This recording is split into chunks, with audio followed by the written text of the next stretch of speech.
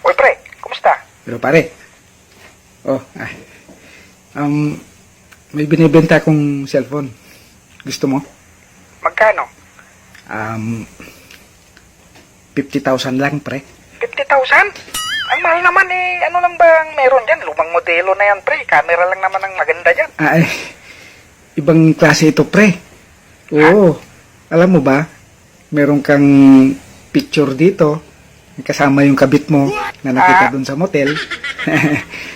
Kung ayaw mo naman, kay kumari ko na lang ibenta. Tangik.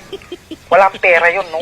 Saka naghahanap talaga ako ng ganyang klaseng cellphone. Buti meron ka, pre. Hayop ka. Sige, Salamat. pre. Salamat. Salamat.